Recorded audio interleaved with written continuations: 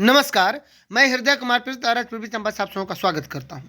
आज के वीडियो हम देखेंगे कि डीओ से लेकर के हेडमास्टर तक को शिक्षा विभाग ने झटका दिया है। और ये झटका वैसा है कि एक बार जब श्री के पाठक सर जब थे तो उन्होंने हाई स्कूल के और 10+2 के जो हेडमास्टर्स थे उनको लगभग 5 लाख रुपए तक की राशि को खर्च करने की बात कही थी। लेटर उन्होंने जारी किया था और ये जो लेटर जारी हुआ है इसमें सारे अब अधिकार डीओ से लेकर के हेडमास्टर तक के लगभग छीन लिए गए हैं और विकासात्मक कार्य जब वे नहीं करा पाएंगे, चाहे डीओ हो या हेडमास्टर्स हो, चाहे जो भी इसमें कारण बताया जा रहा हो, इसके पीछे जो भी कारण हो वो अलग बात है। लेकिन आप सबको पता होगा कि पश्चिमी चंपारण के जो डीओ साहब थे उनके यहाँ से 3.5 करोड़ रुपए जो प्राप्त हुआ और बहुत सारे ऐसी अनियमितताएं हैं जो चल रही हैं। वो चाहे विभाग वो अनियमितताओं की बात करे या न करे, इस लेटर में बात कुछ और की गई है कि जो विकासात्मक कार्य के कारण जो हमारे संबंधित पदाधिकारी हैं, डीओ हैं, ये विद्यालयों का निरीक्षण समय नहीं कर पा रहे हैं और चूंकि शैक्षणिक व्यवस्था को सुदृढ़ नहीं कर रहे हैं, इसलिए इन विकासात्मक कार्यों को वहां से हटाकर किसी और से अब कराया जाएगा। तो आइए हम लोग उस वीडियो का अध्ययन करते हैं और उस लेटर का अध्ययन करते हैं। तो अगर आप मेरे चैनल पर नए हैं तो अपने चैनल को सब्सक्राइब जरूर कीजिएगा, बेल आइकन जरूर दबाइएगा। अगर ये वीडियो आपको अंत तक अच्छा लगे तो सबसे अधिक इसे शेयर कीजिएगा।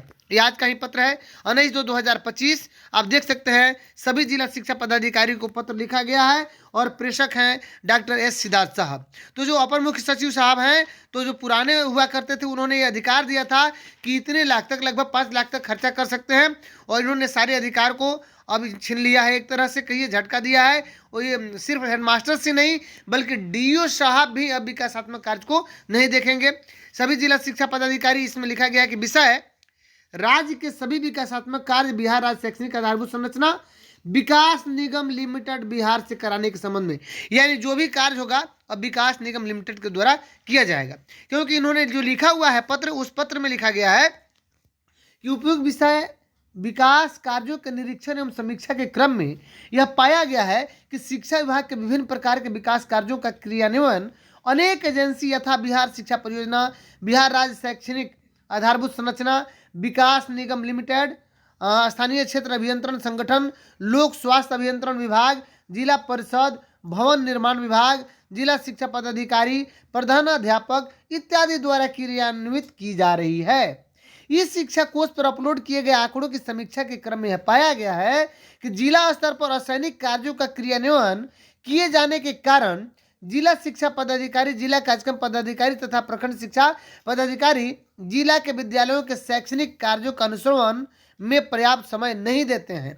इस कारण से शिक्षा विभाग द्वारा क्रियान्वित की जा रही योजनाओं का समरूप एवं समेकित रूप से गुणवत्तापूर्ण क्रियान्वयन में कठिनाई हो रही है।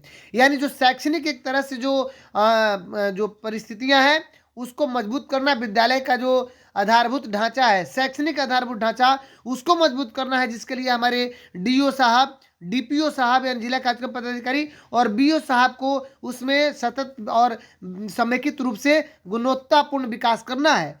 लेकिन यह कारण ये बताया जा रहा है कि असैनिक कार्यों के कारण ये अपना पूरा समय नहीं दे पा रहे हैं और सही से अनुश्रवण करने के लिए न समय दे पा रहे हैं, नहीं हो पा रहा है।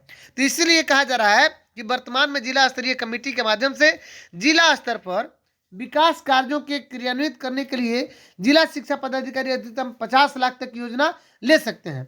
यानी जिला शिक्षा पदाधिकारी अधिकतम 50 लाख तक की योजना ले सकते हैं। ऐसी स्थिति में एक ही विद्यालय परिसर की अनेक योजनाएं 50 लाख की सीमा के अंदर सीमित कर क्रियान्वित की जा रही है। इस कारण एक विद्यालय का समेकित विकास नहीं हो पा रहा है और साथ ही की परिसर में अनेक संवेदक कार्यरत है। हाँ, ये बात तो सही है कि अनेक संवेदक कार्यरत हैं एक ही परिसर में। चूंकि आपको जो भी 3 लाख से ऊपर का टेंडर एक तरह से नहीं हो पा रहा था, 3 लाख से ऊपर का, तो इस कारण एक विद्यालय में समेकित विकास नहीं हो पा रहा है। साथ ही कि 3 लाख नहीं, 4,80,000 पर्याप्त था। जी बिल्कुल, लगभग 5 लाख से ऊपर वे नहीं कर रहे थे। जो अगर 10 लाख का, 15 लाख का कार्य है विद्यालय में, तो उसमें 3 संवेदक मिल करके 4,80,000, 4,75,000, 4,82,000 करके काम कर रहे थे। तो ये बात तो बिल्कुल सही है, हकीकत है। तो इसमें लिखा है कि इस कारण एक विद्यालय का समेकित विकास नहीं हो पा रहा है। साथ ही एक ही परिसर में अनेक संवेदक कार्यरत हैं। चयनित योजनाओं की संख्या में भी अप्रत्याशित वृद्धि हो गई है। जी, ये भी बात सही है। यथा योजनाओं की गुणवत्ता के अनुश्रवण में कठिनाई हो रही है। वर्तमान में बिहार राज्य शैक्षणिक आधारभूत संरचना विकास निगम लिमिटेड केवल 50 लाख से अधिक राशि की योजना के क्रियान्वयन के लिए प्राधिकृत है। यानी जहाँ 50 लाख से अधिक राशि हो वहाँ पे ये काम करती कौन? विकास निगम लिमिटेड, है ना, जो है बिहार राज्य शैक्षणिक आधारभूत संरचना विकास निगम लिमिटेड। जबकि इस विभाग की गठन शिक्षा विभाग के सभी प्रकार के विकास कार्यों को करवाने के लिए किया गया है।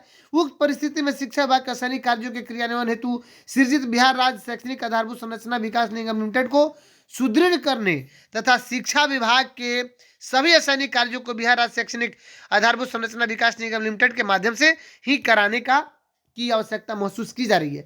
यानी आप समझ जाइए कि जो भी कार्य होगा वह आपको बिहार राज्य शैक्षणिक आधारभूत संरचना विकास निगम लिमिटेड के द्वारा होगा। अब हमारे डीओ साहब और हेडमास्टर साहब ये कार्य नहीं करा पाएंगे, या बहुत सारे बीच में आप देख रहे होंगे बहुत सारे संवेदक लगे हुए हैं, और कैसे कैसे संवेदक लगे हुए आप सबको को पता होगा ही। तो अतः सम्यक विचारोपरांत यह निर्णय लिया गया है कि शिक्षा विभाग के सभी प्रकार के विकास कार्यों का क्रियान्वयन 31/3/2025 के बाद बिहार राज्य शैक्षणिक आधारभूत संरचना विकास निगम लिमिटेड द्वारा ही किया जाएगा। यानी 31 मार्च डेडलाइन है। 31 मार्च के बाद जो भी कार्य होंगे वह बिहार विकास, यहाँ देख सकते हैं बिहार राज्य शैक्षणिक आधारभूत संरचना जो विकास निगम लिमिटेड है उनके द्वारा किया जाएगा।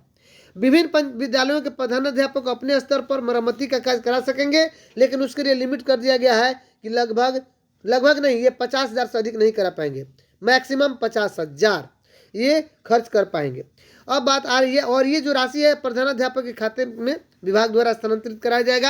हालांकि प्रधानाध्यापक के खाते में नहीं, बल्कि वो जो विद्यालय शिक्षा समिति है उसके खाते में आता है। आइए आगे बात करते हैं 3 नंबर कि 31 मार्च 2025 के बाद किसी भी निर्माण से संबंधित राशि जिला शिक्षा पदाधिकारी को नहीं दी जाएगी। यानी 31 मार्च 2025 के बाद जिला शिक्षा पदाधिकारी को राशि नहीं दी जाएगी। निर्माण कार्य के लिए विभाग सीधे बिहार राज्य शैक्षणिक आधारभूत संरचना विकास निगम लिमिटेड को राशि उपलब्ध कराएगा।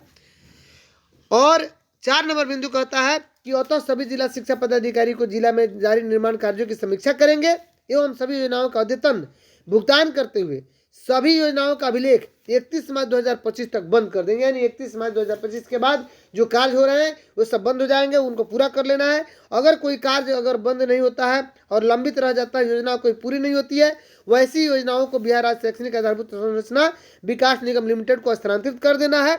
ये लिखा गया इस पत्र में। बिहार राज्य शैक्षणिक आधारभूत संरचना विकास निगम लिमिटेड के माध्यम से जो लंबित योजना रह जाएगी उसको पूरा किया जाएगा। उपरोक्त व्यवस्था के पश्चात जिला शिक्षा पदाधिकारी केवल शैक्षणिक कार्यों में ही अपना ध्यान एवं रुचि केंद्रित करेंगे। यानी असैनिक कार्य जो विद्यालय में चल रहे हैं, आप सबों को पता होगा ही कि बिहार में चल रहे बहुत सारे ऐसे मामले हैं, जैसे प्रीफैब है, प्रीफैब पर सवाल उठा, थाली वाले पर सवाल उठा कि बहुत सारे हमारे शिक्षक संगठनों ने थाली घोटाला का नाम दिया और थाली की बात की कि 140 का थाली मात्र 70 रुपया या 50 रुपया में खरीद करके दिया गया। तो थाली वाली बात है, प्रीफैब वाली बात है, आप समझ रहे हैं कि बोरिंग वाली जो बात है, और ये असैनिक कार्य तो चल ही रहा है मरम्मती का। तो इन सभी को ले करके अब शिक्षा विभाग जो विकास निगम लिमिटेड के द्वारा अपना कार्य कराएगा, और इसमें हमारे हेडमास्टर्स और डीओ को बहुत बड़ा झटका लगा है। हालांकि मैं इसमें तो ये कहूँगा कि डीओ हेडमास्टर्स को तो झटका लगा ही है, उसके अलावा जो बीच में हमारे जो संवेदक हैं, बहुत छोटे छोटे जो ठेकेदार थे जो करा रहे थे, उनको भी झटका लगा है। और जो जेई महोदय जो हुआ करते थे लोग, ये जेई आप समझ सकते हैं कि इनकी भूमिका कितनी महत्वपूर्ण थी। तो इन सबों को एक तरह से झटका लगा है। तो चलिए, अगर आप मेरे चैनल पर नए हैं तो अपने चैनल को सब्सक्राइब जरूर कीजिएगा, बेल आइकन जरूर दबाइएगा। अगर ये वीडियो आपको अंत तक अच्छा लगा तो सबसे अधिक से शेयर कीजिएगा। मिलते हैं नेक्स्ट वीडियो में, तब तक के लिए थैंक यू।